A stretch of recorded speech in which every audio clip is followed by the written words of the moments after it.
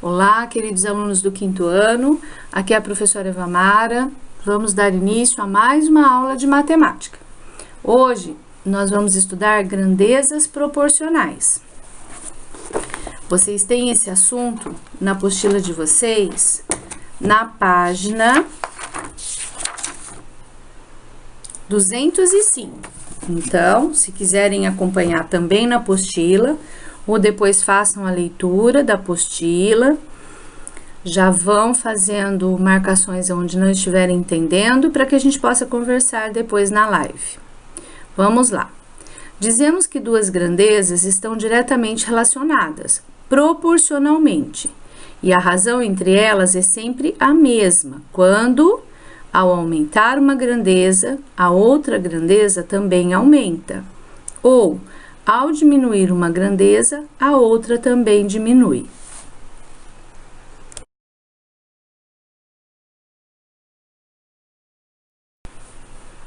Proporcionalidade. Observe a situação a seguir.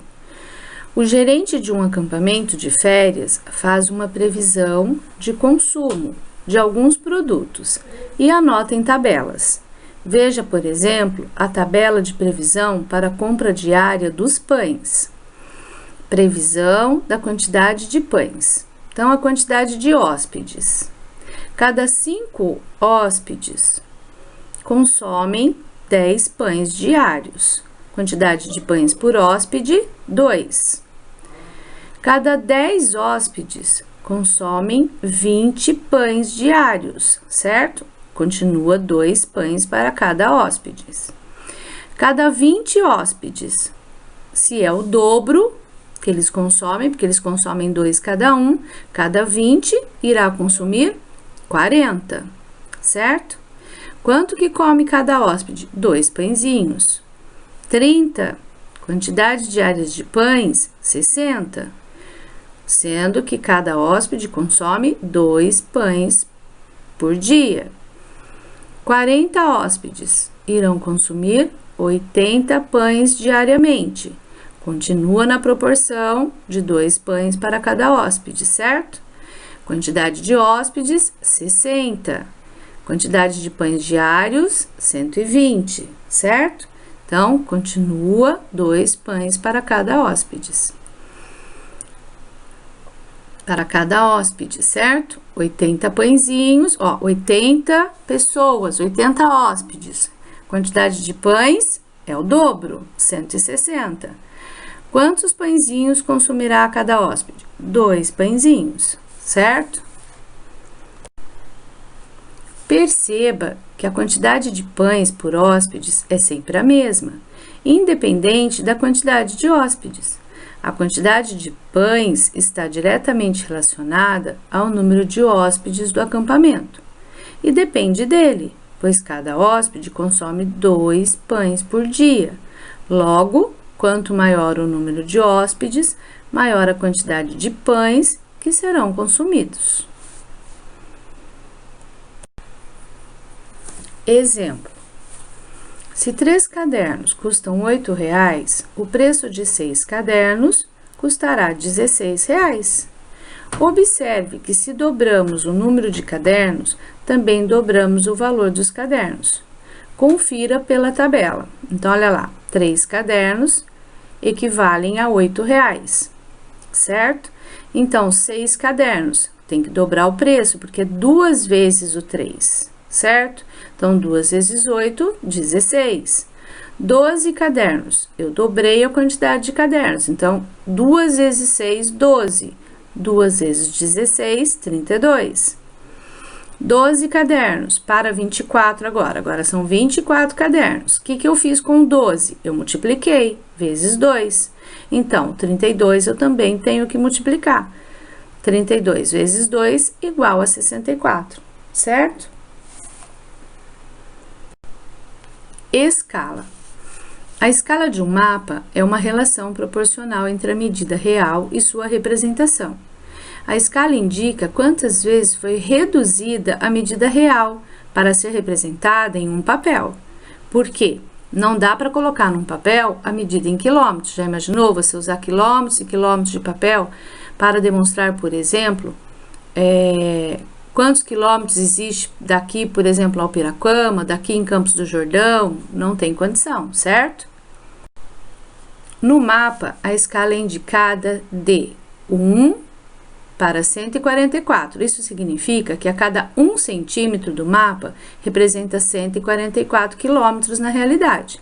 E assim, 2 centímetros medidos no desenho representam o dobro de 144, 288 quilômetros, em medida real. Então, 1 está para 144. Cada 1 equivale a 144 quilômetros, certo? Então, quando você olha no mapa, você tem que procurar, certo? O que você tem aqui do lado, a escala que você tem aqui do lado. Então, olha só, ele vai de 0 a 288 quilômetros.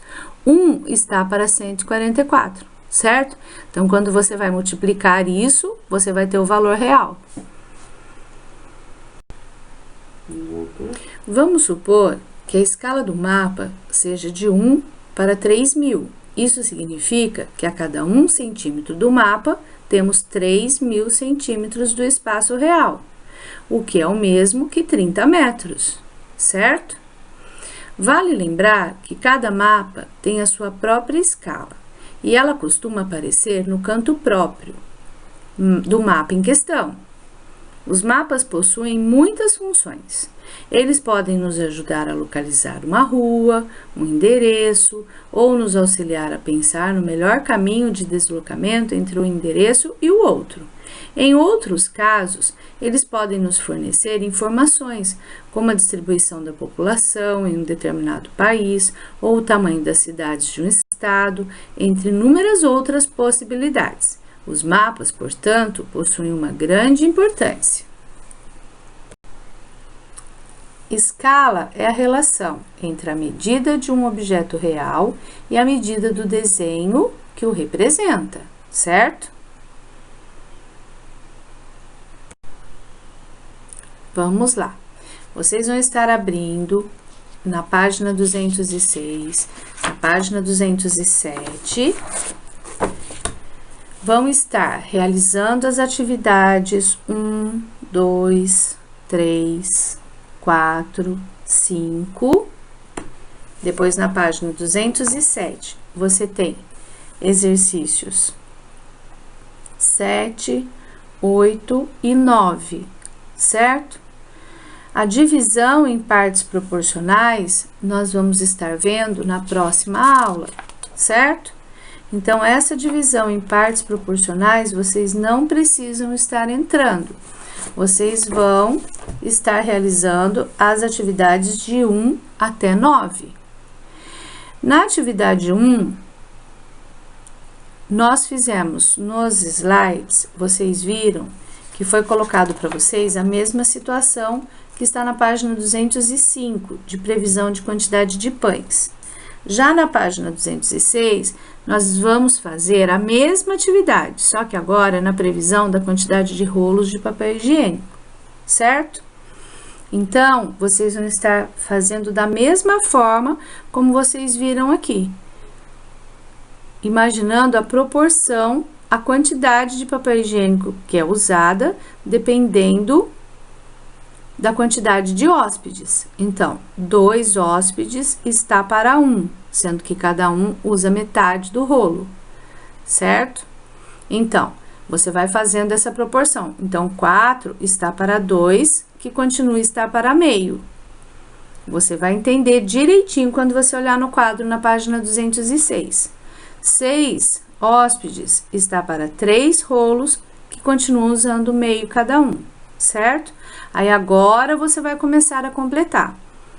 10 está para quanto, que continua para meio rolo, certo? Então, esse está para quanto? Qual a quantidade diária de rolos de papel higiênico usado para 10 hóspedes, certo? Então, você pensa, se 2 usam 1, quantos rolos usarão 10 hóspedes, certo? No 2, para preparar 2 litros de soro caseiro, são necessários os seguintes ingredientes: 2 de água filtrada, 2 colheres de sopa de açúcar, 2 colheres de café de sal, certo? E para 10 litros, Então, quantos litros de água filtrada ou fervida ou mineral você usará? Se cada 2 litros você usa 2 de cada, e para 10 litros, certo? De soro, você vai usar quantos litros de água filtrada? Você vai usar quantas colheres de sopa de açúcar? Quantas colheres de sopa de sal? Certo? Prestem bastante atenção. Estaremos conversando sobre essas atividades, certo? Na live, e voltaremos também nas páginas, vamos lá, que nós ficamos de terminar de conversar, aonde falávamos de comparação de frações. Beijo, fiquem bem.